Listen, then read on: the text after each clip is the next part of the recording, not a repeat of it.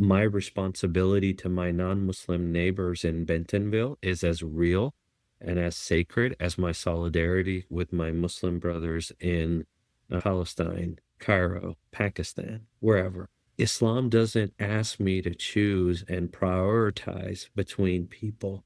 Like when I say, who is my neighbor? Who am I in community with? It's everyone. And I've been on the receiving end of some of the most beautiful Christian human beings that have impacted me at a young age. There is no aspect of my life where I don't want to give back. As a Muslim in this community, as part of BIC, as part of our mosque, like I want to offer support and I want to offer help to all non-Muslims and Muslims alike equally, and if not more, because truly as society, we benefit when we take care of each other, when we see each other all equally in that sense.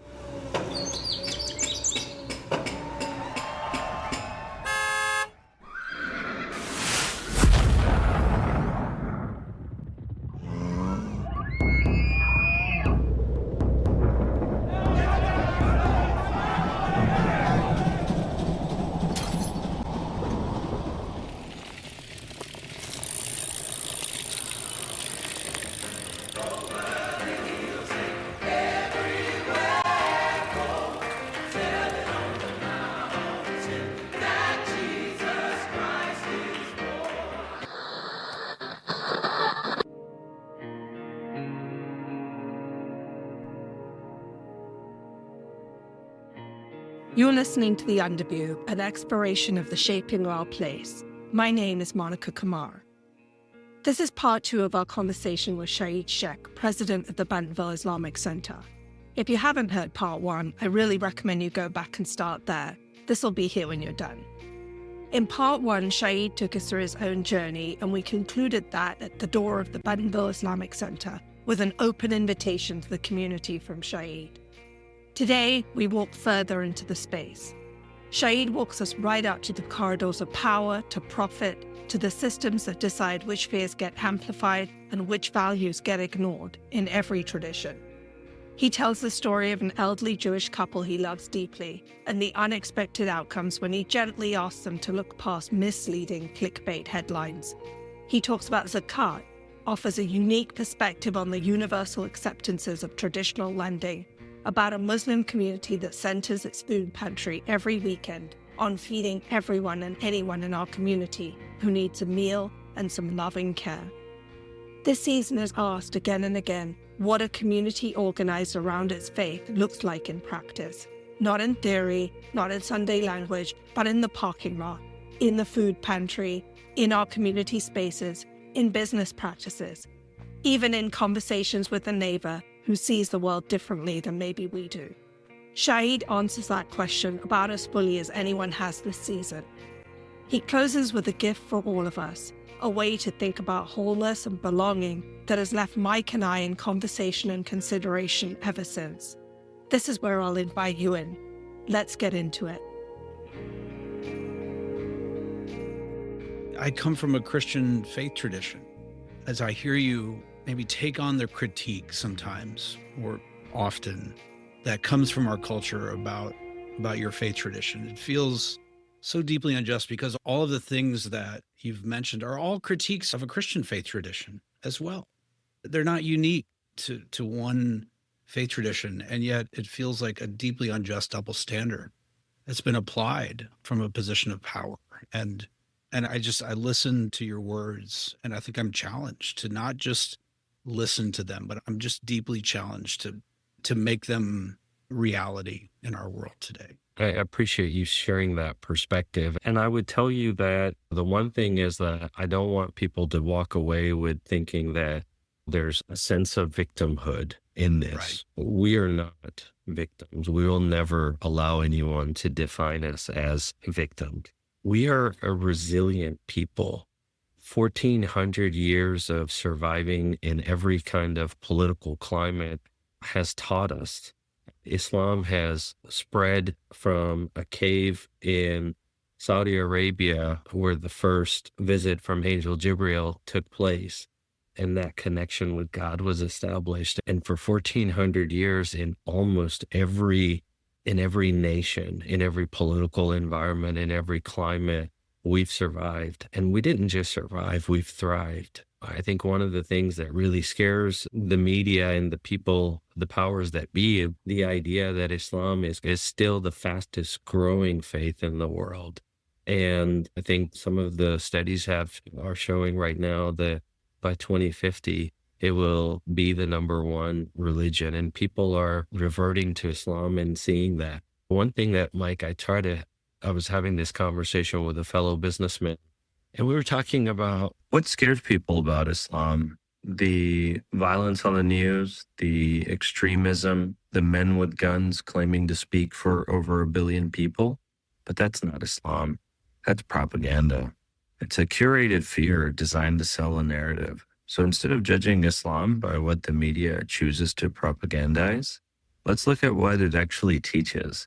And you'll find much of it overlaps with values Christianity already holds. Like, take the exploitation of women, the adult industry, the way marketing, sexualizing young girls to sell products. Islam rejects this completely, because it holds human dignity as sacred. That's not a foreign idea. It's the same conviction behind Christian teachings in modesty.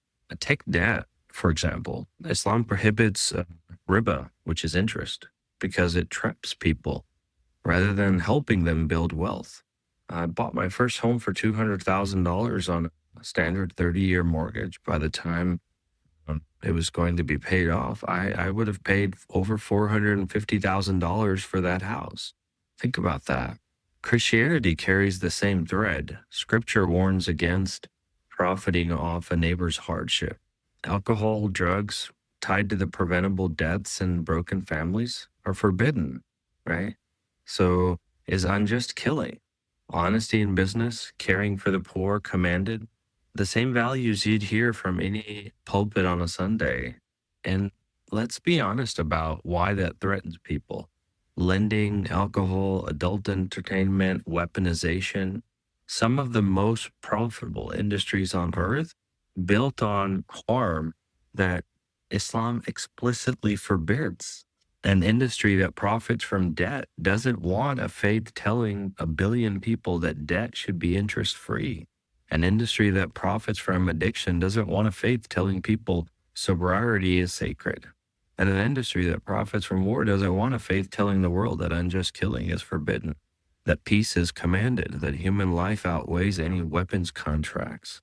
Look at where the money actually goes. Trillions poured into weapons and wars, while healthcare, childcare, and education go underfunded.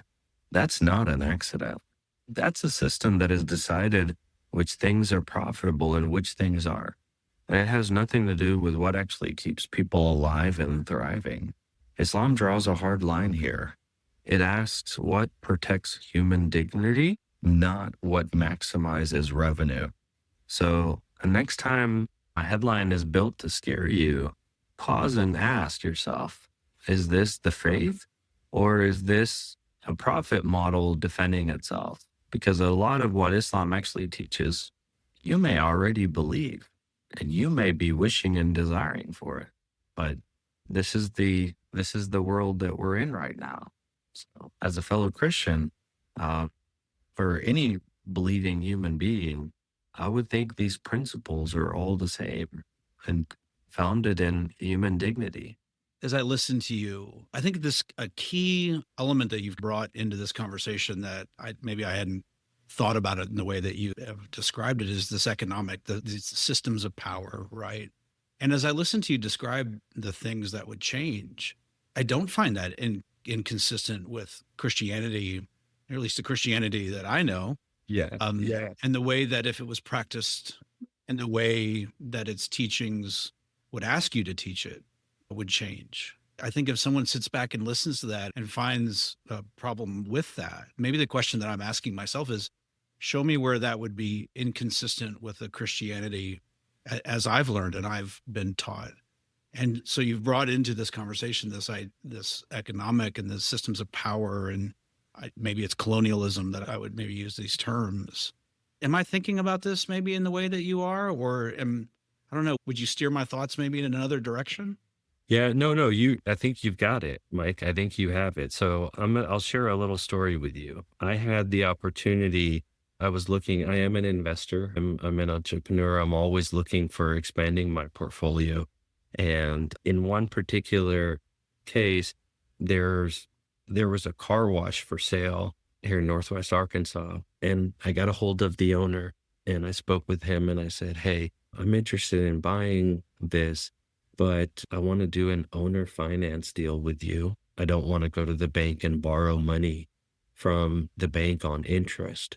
You and I both know that the margins, for example, with this location that you're trying to sell are limited for where it's at.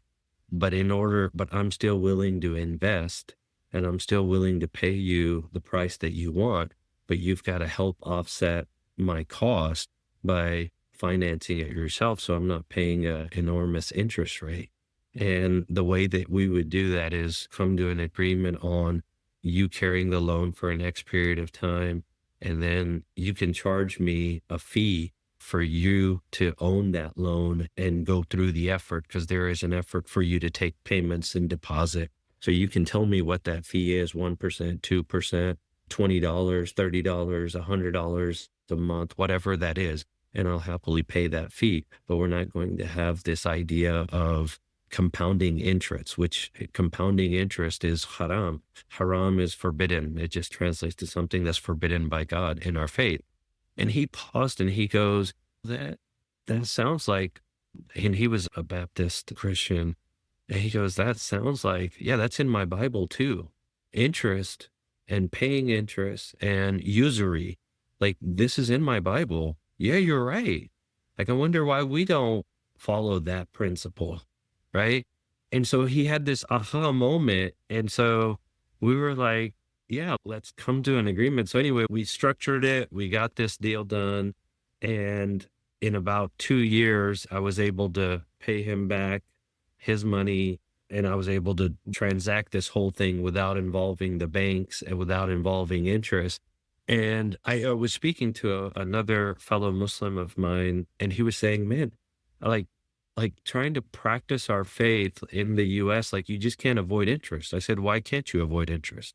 Like, why? Like, we have to make an effort. Think about it. Think about the economic freedom. Think about the economic power that the everyday American will unlock when they're not enslaved in this system, where maybe maximizing profit shouldn't be the goal. Why did we accept at a default that maximizing profit is the thing that we should all go for?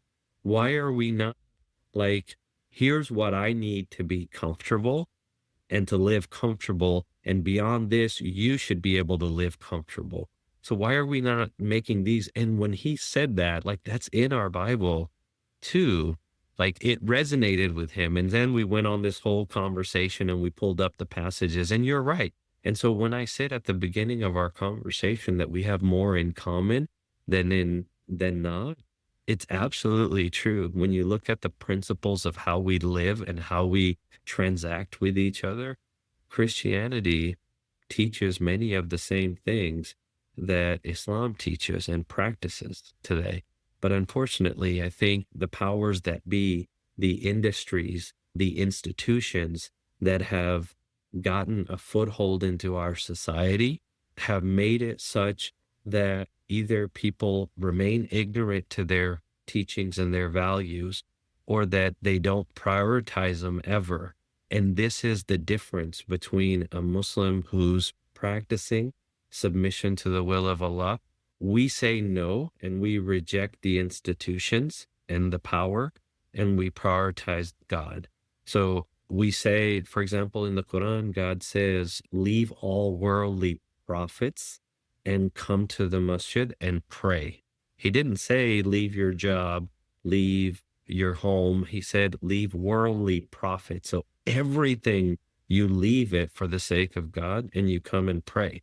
And that's a shock to a capitalist society that's hell bent on maximizing profit at the expense of human beings.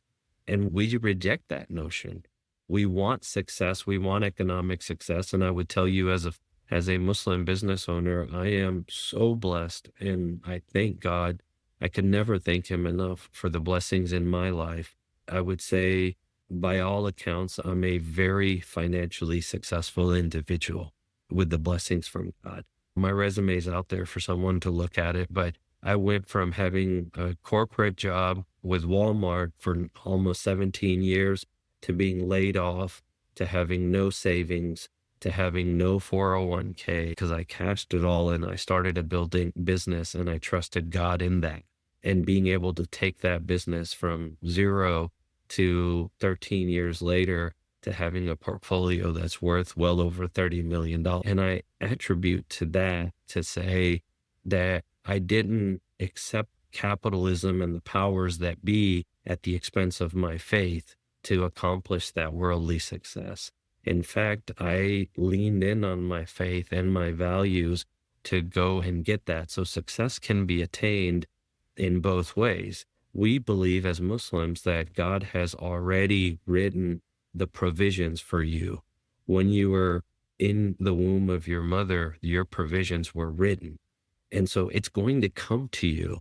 It's like someone who's hungry and decides, I'm going to steal a burger and I'm going to eat it. And he chooses to steal a burger and he eats it. And then at the same time, the guy sitting next to him, someone walks by and gives him a burger and he eats that burger. And then a third person sitting next to them says, hey, let me wash the windshield on your car for $5 so I can go buy a burger. All three of them ate. All three of them had the provision from God. Which one did you choose to exercise to get that? And for Muslims, we absolutely feel we belong in America. We are Americans here, but we're Muslims first.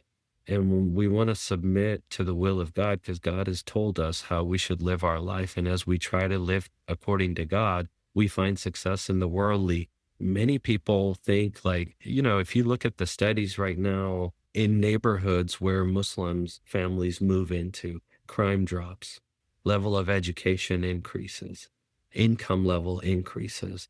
The average Muslim family in Northwest Arkansas today in our community is earning a high to middle class income exceeding 6 figures. They own their own home. Their kids are going to college. They're not collecting resources from the government and asking for help. So there is some correlation between our faith and the success that we're seeing when we're living by that faith.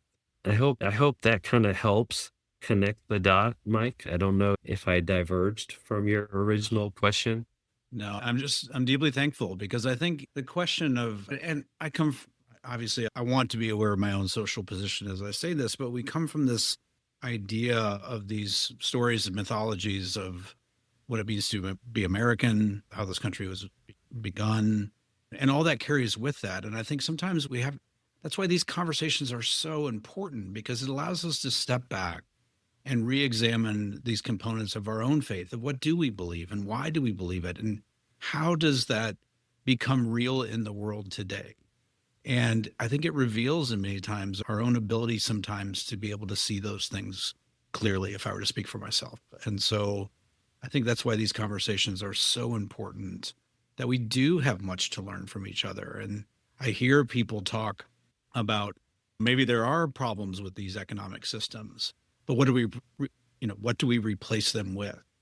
And so power historically has been used to divide people for economic reasons and for labor, and maybe there is a reason why there is a stereotyping and a typecasting. And then I listen to you and I'm like, why are we not working together to understand and to learn and to be faithful to the things that we believe and to practice those in the world? And that, gosh, to listen to you talk, that you can work with maybe a person from a Baptist tradition to reform and to think differently about economic systems.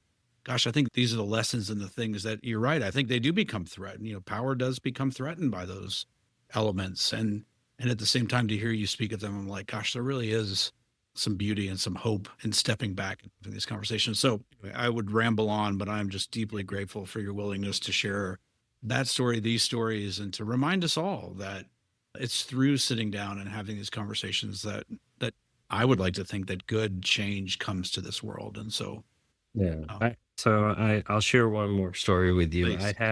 I have a elderly couple that moved in into one of my rental homes, and last year, and they stayed with me for a year. Beautiful couple. They lived a very successful life, strong in their Christian faith. We had a beautiful relationship. I visited with them. We spent every time I went over, I felt like I was at my grandma's home, and we would talk, and they would ask questions about what's happening on the world stage and this. And after a year, their health started getting affected. And so they were like, hey, I don't think we can live on our own. I think we're going to move to a community. So I worked with them, and we helped them transition, and we worked together in that period. And once they moved to a retirement community, I visited with them. And this was, I think, less than 2 months ago. And this was my first visit over there. And in our conversation, they brought up the fact that the whole topic of Iran had hit the news, and that. And the wife, oh my God, I love her. She's such an amazing human being. And she was like, the Iranians their leaders are just really awful, and they're doing bad things and this, and America's got to do this, and President Trump is doing that. And so anyway, she shared some things, common talking points on what we would hear on Fox News, for example. And I realized that she was a MAGA supporter and voter, and I'd spent a year engaging in dialogue, and I loved her. She was such a kind human being, and her husband, they are amazing human beings, right? And but that was the political view and that they held. And so when I started talking, and I was like, if you don't mind, can I have like 5 to 10 minutes to kind of help dissect maybe the context behind some of these talking points, for no other reason than just to help give you some more data to process. Think about the way that we demonize these nations and these leaders across the world. If you go back in history, not too much, less than 80 years in most cases, if you look in those countries, they didn't have chaos.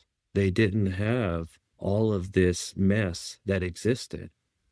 Most of this chaos and mess started when we started interfering in their political environment, in their political systems, because we needed the resources that they wanted. And so majority of the majority of the chaos that's been sowed came out of human greed.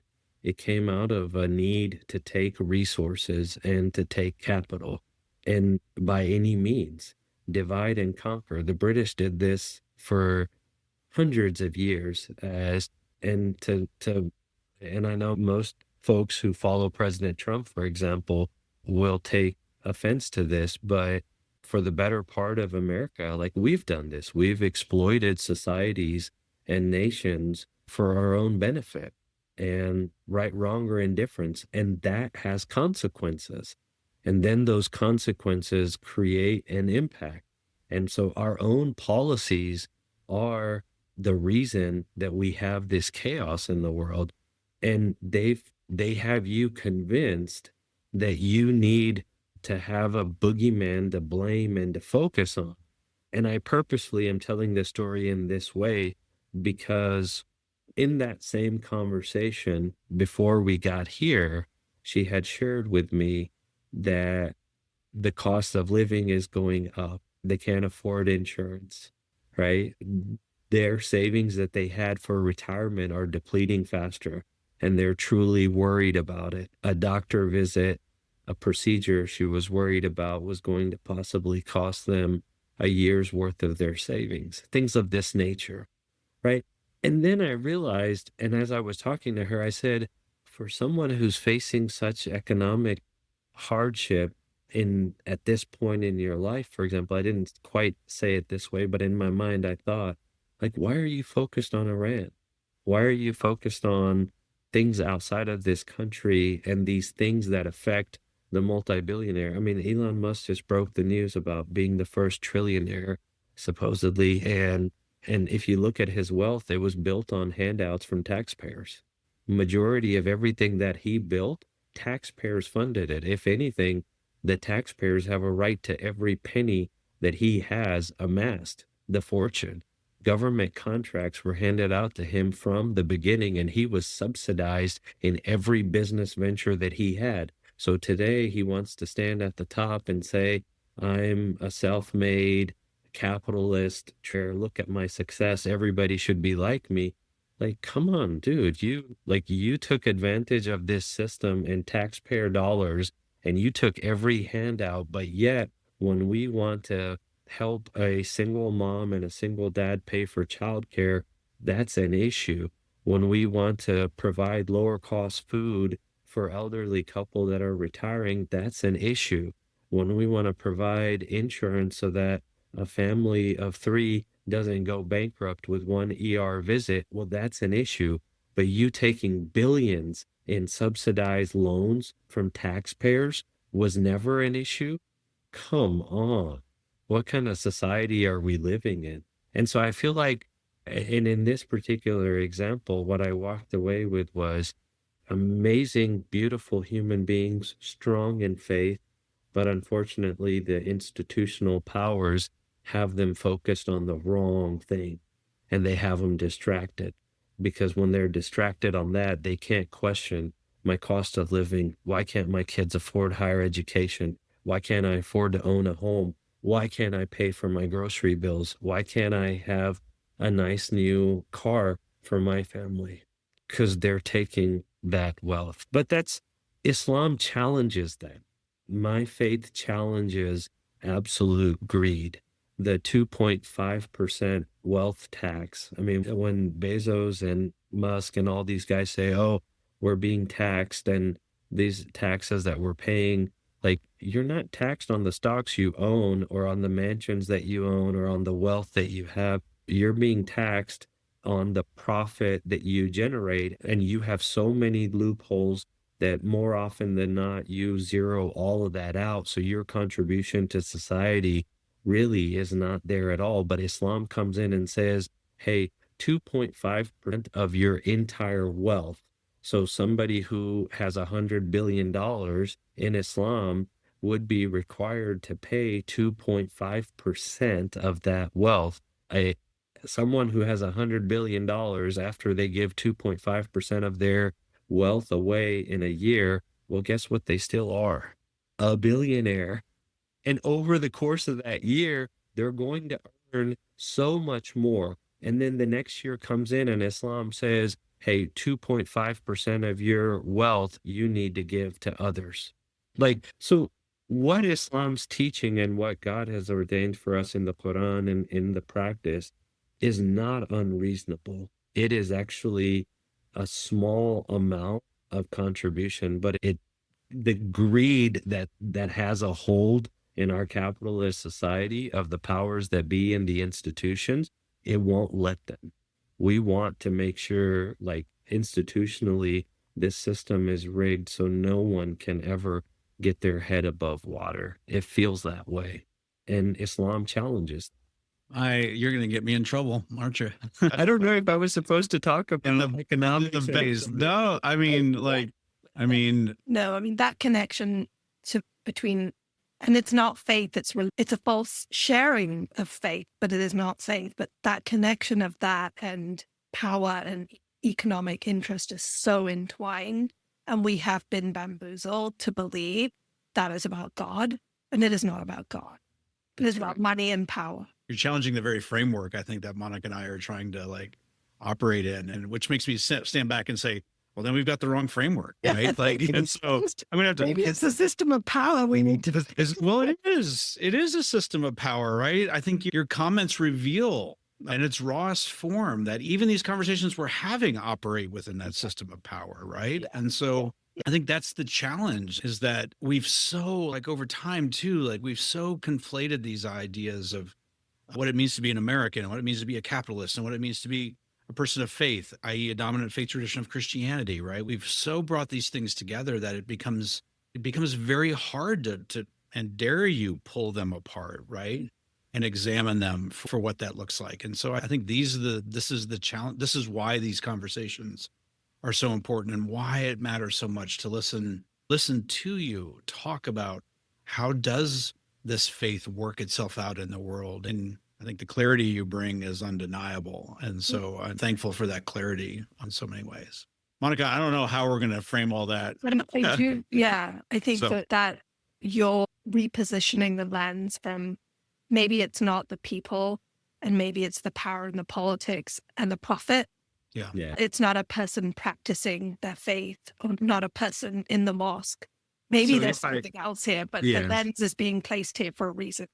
Yeah. And if I may add, like in my own background, so I grew up in the early part of my life, and the first almost 20 years of my life were spent in Dalton, Georgia. That's in the Bible Belt. I went to a high school where I was one of three Muslims in a class that was majority Christian. And I had an amazing experience in that school. There were incidents that I wish had not taken place, but majority of my experience growing up in Dalton was beautiful. I had a neighbor. We had a neighbor, Miss Jean. Wherever she is now, I pray that God gives her health, happiness, joy, the best of what this world has to offer. And I pray that she be guided on the path of Islam and she gets the best of the hereafter. We moved here. I was not fluent in English. I was still learning English. My mother was not fluent in English. She was learning English. My father was working 2 jobs, overnight included, and I was struggling in school. And Miss Jean was a retired teacher. And she, in just talking and engaging with her, my siblings and I, she would tell us, hey, when you get home from school, come over to my house. She would bake us cookies, and she would have milk, and she would sit down with us, and she would help us with our homework. And she would teach us, like, here's how you do math, here's sentence structures and that. And Miss Jean was a Christian woman who truly, I believe, lived the Christian faith in how she supported my family and in my childhood in that environment. I had a store manager at Walmart who hired me. His name is Stacy. I'll put him on the spot. Very strong faith, Christian faith. Typical Papa Bear personality, protects all those under him, was a role model for me. Taught me what it meant to be a business person, a business leader. Absolutely amazing human being, right? And so my life, even growing up, even though today at, I think, what am I? Am I 40? 41 today. I think back and like some of the most influential and impactful individuals in my childhood were non-Muslims. Think about that. And so these are Americans. And I felt like these individuals, which is why I have hope. When I reflect, I feel like I have hope because America is more than one political party. America is more than what the talking heads on the news media are saying. Everyday Americans, I genuinely believe, and my faith teaches me, are good, honest, hardworking people who want to do right by each other. And I trust that and I believe in.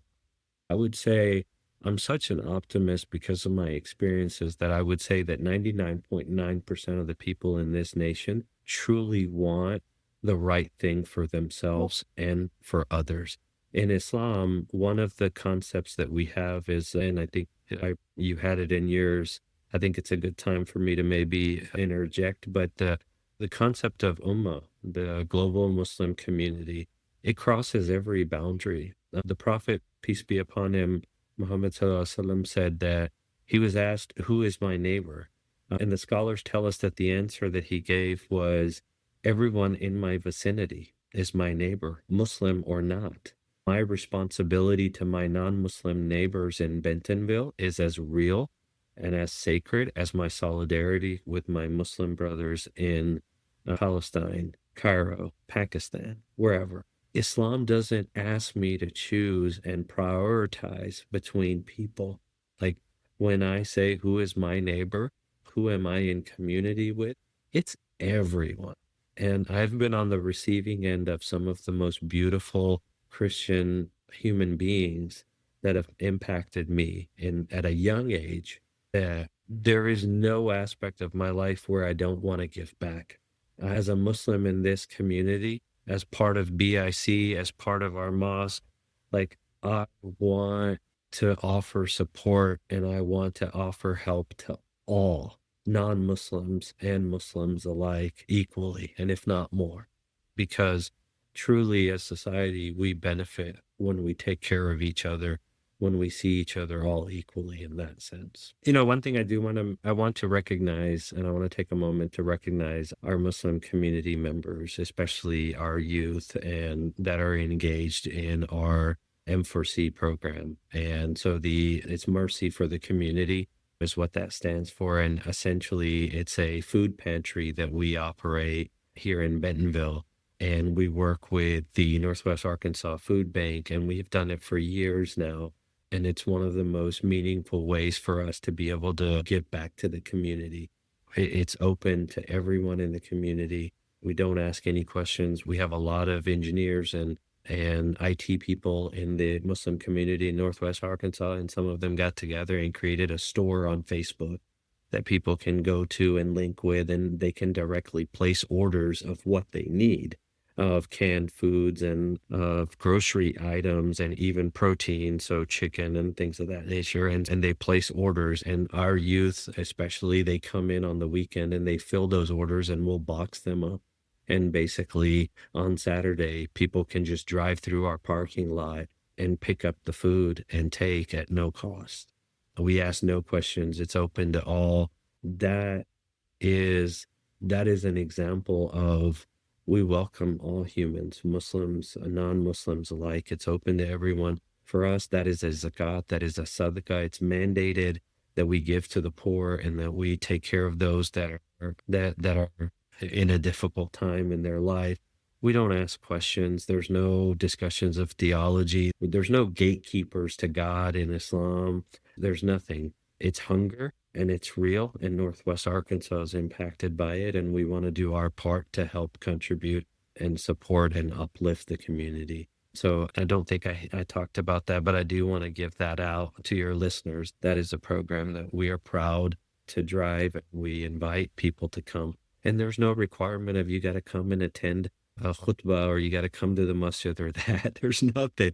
Just go on. You place your order. Even if you don't know and you don't place an order, it's okay. Just show up and we'll make you a box on the spot and we'll get you taken care of. Shahid, thank you so much. And I'd love to close with a couple of questions that we ask everyone that gives us the pleasure and the privilege of their voices.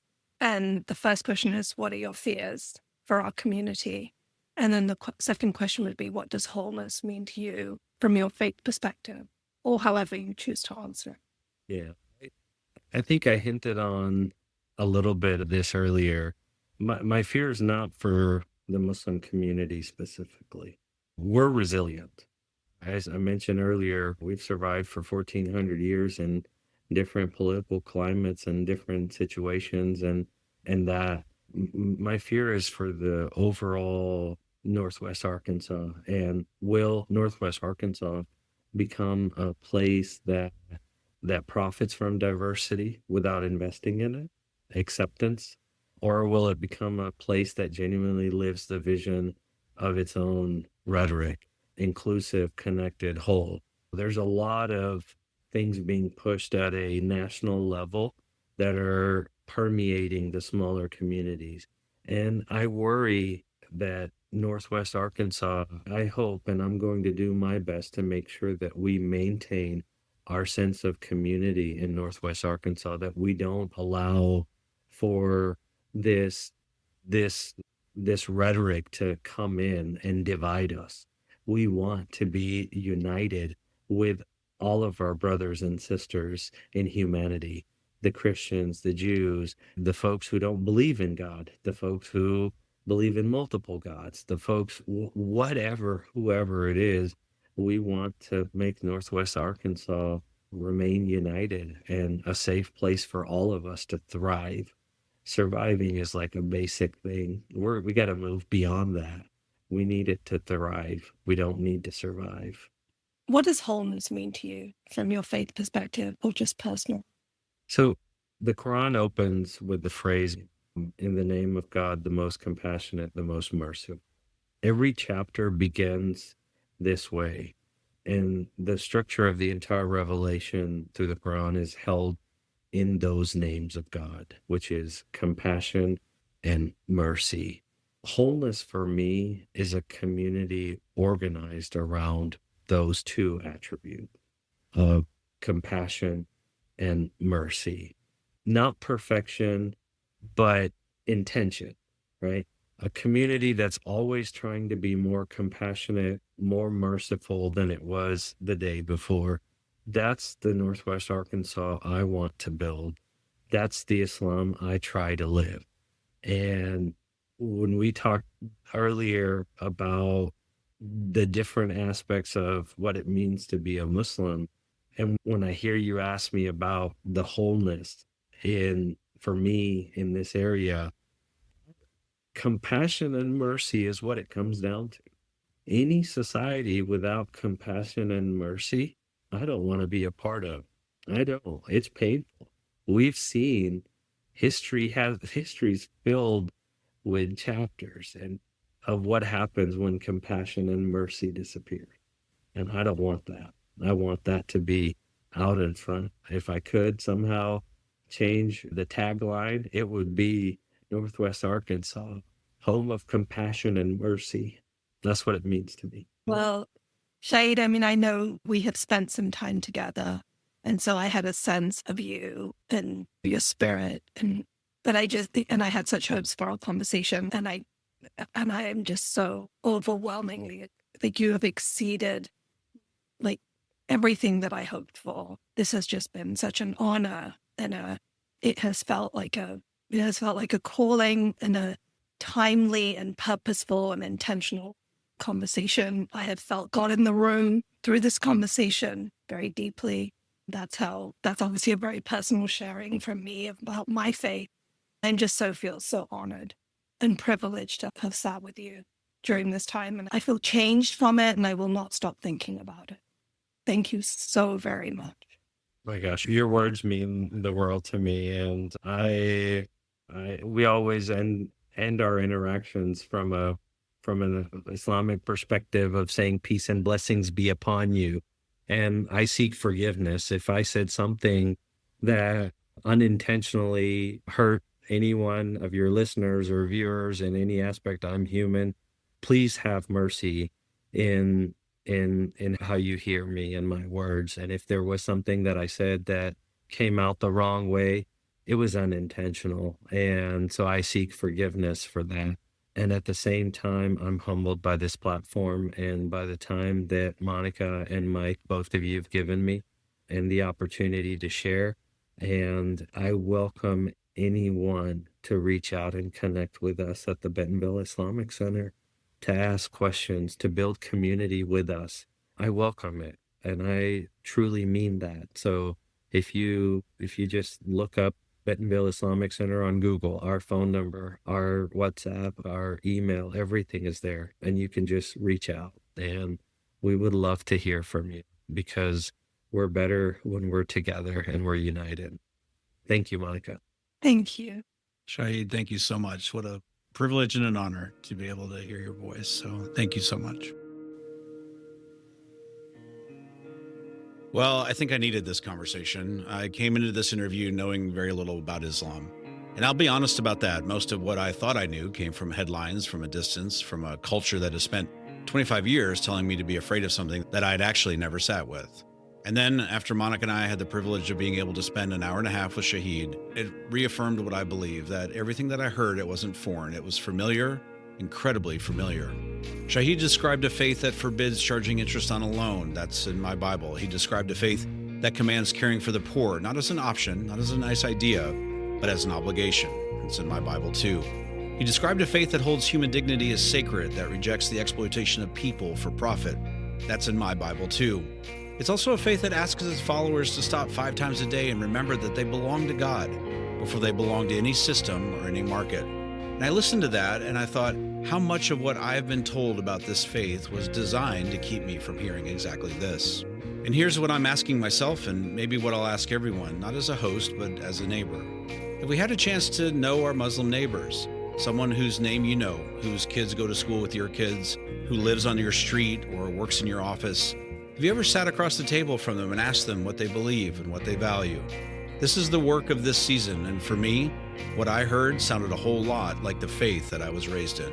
I'm not saying they're the same, they're not. Shahid was clear about that, and he was generous in naming the difference. But the overlap, the shared prophets, the shared scriptures, the shared conviction that human beings belong to each other, it's not a talking point. That's the theological bedrock. And if, like me, you may not have known all of that, I'd ask us to all sit with why not? Who benefits from you not knowing? Shahid told us that belonging is not something you find, it's something that you build. And he and 1,200 Muslim neighbors here in Northwest Arkansas have chosen to build it here. They've pooled their money and bought a building and turned it into a house of worship. They run a food pantry that feeds anyone who shows up. No questions, no theology, no gatekeepers. They have been, and they are, and they will be putting down roots. Something interesting happened this past week. Arkansas was named the #1 state in the country for religious liberty. #1. And I want to ask, who is that for? I know it's for those practicing Christianity here, but is it also for the 1,200 Muslim neighbors who live here in our community? Is that for the families at Bentonville Islamic Center who drive across town 5 times a day to pray? Is it for the man who just sat in front of me and told me that compassion and mercy are the foundation of everything that he believes? Because if religious liberty doesn't include them, if it doesn't protect the faith of the people serving their neighbors out of a parking lot on Saturdays, then it isn't liberty, it's preference, and we should call it what it is. And so we'll end here for this week. Talking to Shahid was an incredibly refreshing conversation, not because he told me what I wanted to hear, but because he reminded me of something that I already believe. His story, his father's sacrifice, his own journey through doubt and study and return, his refusal to participate in systems that exploit people, even when those systems are the only ones that may be offered. His story reminded me of something beautiful within my own faith, something I don't always live up to, something I don't always see clearly. And his conviction, the clarity, the directness, and the gentleness of it, it invites me to come closer to my own faith, my own soul, and my own neighbor. Maybe he's asking all of us to look more carefully at the places where our culture has taken the lead and where our faith has quietly followed. To ask whether the things we've accepted as normal are the things that our own traditions actually ask of us. Shahid's words weren't a challenge to my faith. He didn't challenge me in my own beliefs. He actually helped me see them more clearly. And I think if you listen to this conversation with an open heart, my hope would be that it would be the same for you. Shahid, thank you for your generosity, for your honesty, for your love of this place and its people. It's an honor to share this table with you. And I'm deeply thankful to live in this place together, as neighbors and now as friends. Our community is better because you and this Muslim community are a part of it. For everybody that's followed along, I want to say thank you for listening, and thank you for being the most important part of what our community is becoming. This is The Underview, an exploration in the shaping of our place and our faith.